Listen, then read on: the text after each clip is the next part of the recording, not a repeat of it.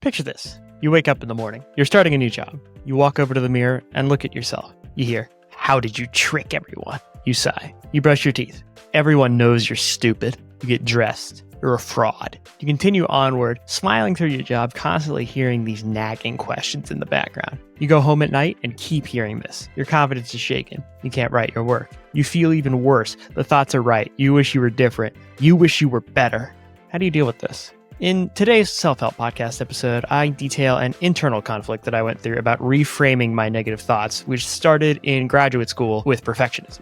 I then talk about how this story opened up a larger journey into mind shifts and the impact it's had on my life. And lastly, I reflect on why the story is a valuable lesson on reframing negative thoughts and how large of a role that can play in our lives. Welcome to Surviving Humanity, a self-help podcast where we shift your perspective to help you overcome the obstacles in your life. We're Wes Jackson and Andrew Gilley, and we hope to foster a sense of connection and community over our common struggles while providing you with tools to overcome them. As always, our Facebook, subreddit, and Twitter are the best places to go for community, connection, and support. Let's get started. So there's two people involved in the story, and both are me, in a sense. There's who I'd call Andrew, me, the person on camera, the person who everyone sees walking around doing things. Day to day, Andrew does his writing, goes to the grocery store, tries to be pleasant and kind to the people he interacts with. He walks around looking mostly normal most of the time. The other side I'll call the goblin. There's a goblin living in all of our heads, and my goblin tells me that I'm not good enough. It's the voice telling us all that, we're not worthy of love, that we don't matter, that we're letting everyone down. Goblin gets his hooks in there and doesn't let go. It's always lurking in the background. Now, obviously, both of these are me when we get down to the end of the day, but the goblin feels like something else in my head. It doesn't feel like me. It feels like somebody sabotaging me. But of course, it is me. It's self-sabotage. The goblin is the portion of my brain trying to bring me down. It's the part of me that thinks I should fail, that I deserve to fail. I've always had that kind of problem with intrusive negative thoughts in my head. I've always been a perfectionist ever since I was a kid. But when my obligations became professional, when I went to graduate school and began teaching, the goblin became a lot more powerful. I was having to produce higher quality writing and more of it at more competitive institutions. I had moved across the whole country. There was enormous pressure on me, and I didn't make it any easier on myself. I compounded it. I was listening to the goblin in my head all the time, believing it was completely right. I let the goblin run the show. My doubts, my insecurities, my fears, they were the things that I was thinking the most. They were the things that were driving me to keep going, and this isn't a healthy way to keep going.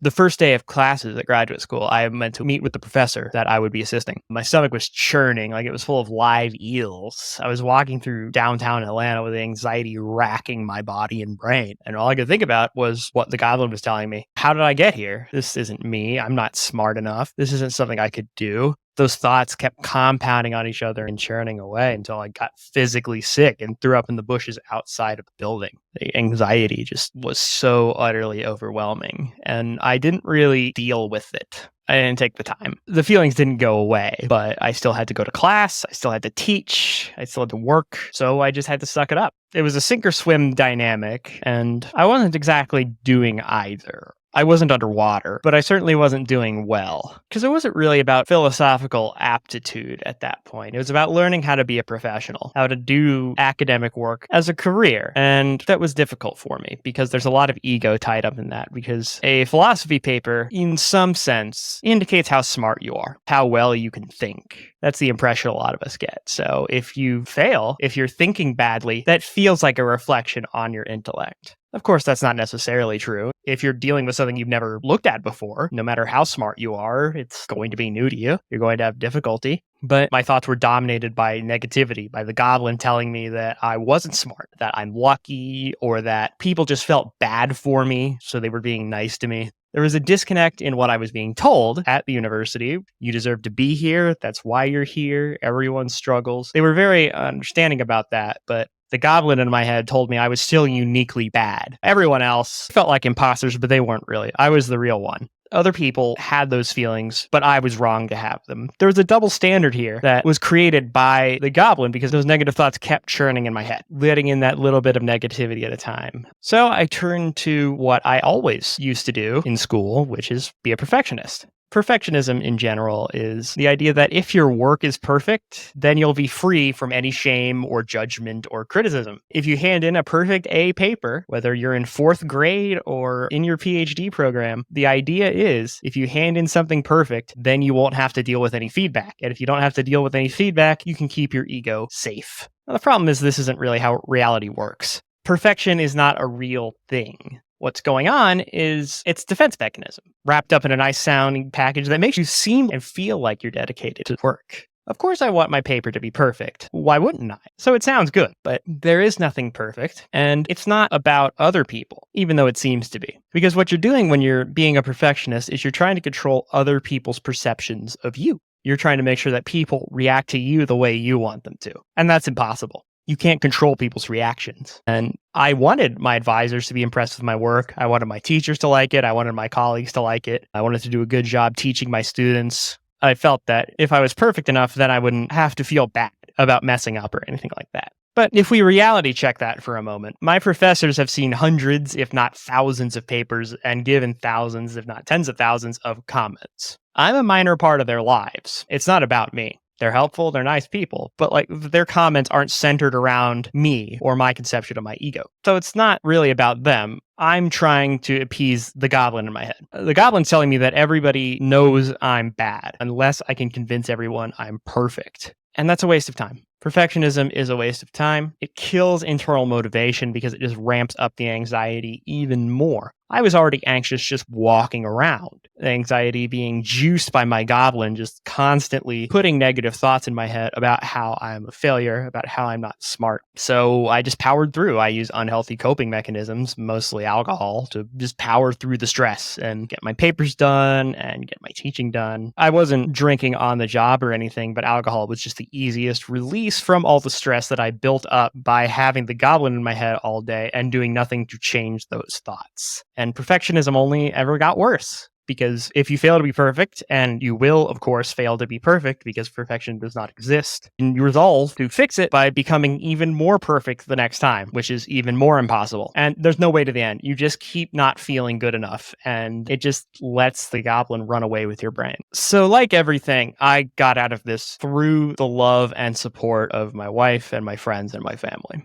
But the thing that happened cognitively in my brain was this realization that the bad parts of me are also the good parts of me. And this helped a lot in reframing the negativity I was experiencing and shift my perspective away from perfectionism. Because things I thought were disadvantages, and that sometimes were, could also be advantages. My thinking tends to be very scattered and rapid, but also this lets me connect varying points, which is a good thing in philosophy. Perfectionism, while it manifested negatively in some contexts, was also a good attention to detail. My fear of what people thought of me let me understand audiences better in my writing and tailor to them. The thing that's very hard to accept is that the goblin isn't all bad.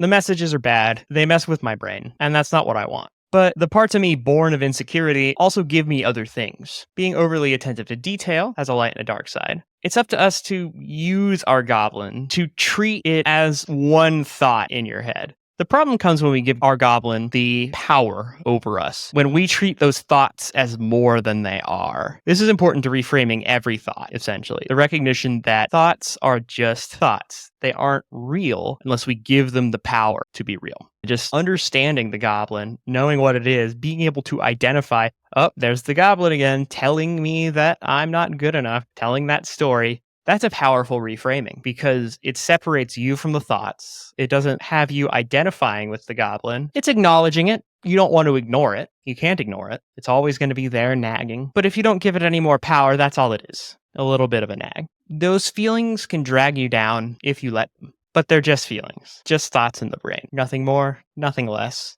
And if you don't give them as much power, they can't control you. Our shadow sides are reflections of ourselves. All the good we have also comes with the problems.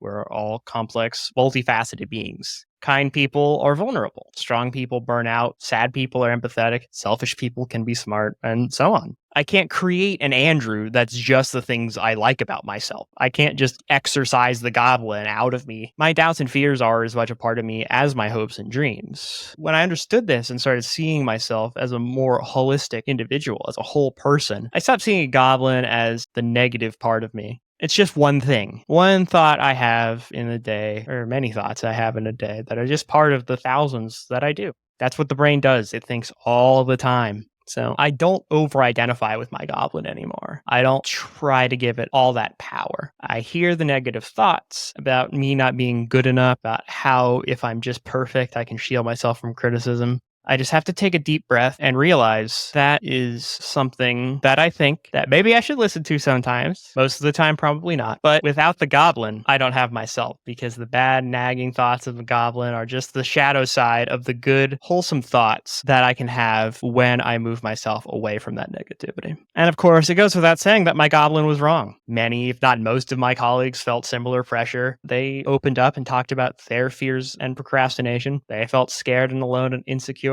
And that helped. It helped to know that. It helped to reach out and see it in people instead of just intellectually understanding it. It's not just me that had the goblin in my brain, it's everybody. And though I had maybe a louder goblin than many people, we all had to learn how to reframe these negative thoughts and keep going. It's just as true as everyone else as it was of me. The good things about other people are their bad things too, and vice versa. We're all people. We're all complicated, and we can all reframe our negative thoughts in positive ways. But what I really took away from the experience is how I approached negativity in myself, and embracing my whole self, the positive and negative, was a key step in evolving past perfectionism as a defense mechanism, reframing my negative thought patterns as just thoughts and taking away their power. This is how I was able to grow out of that phase and embrace myself better as a whole person. It was how I was able to understand reframing my negative thoughts as not just positive, not just negative, but as a whole person, to embrace the negative thoughts and to understand and accept all of the fears and troubles that were going to come with the territory of putting myself out there, taking feedback. That was the important thing for me. And while all of these things still scare me, and there's still a goblin up here in my head, he's not quite as loud or controlling as he used to be. And when I hear those thoughts, when I feel like I'm not good enough, I can stop, say, oh, that's just the goblin, reframe it, and move on. If we all practice this enough, we can all make the goblin in our heads a little quieter. We may not ever be friends with him, but we might tolerate him.